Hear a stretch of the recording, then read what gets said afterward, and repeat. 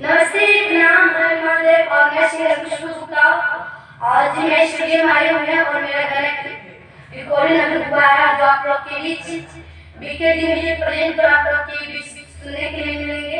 और आप लोग सब्सक्राइब कीजिए, लाइक कीजिए और गाना को जरूर शेयर कीजिए। नमस्ते, प्रणाम।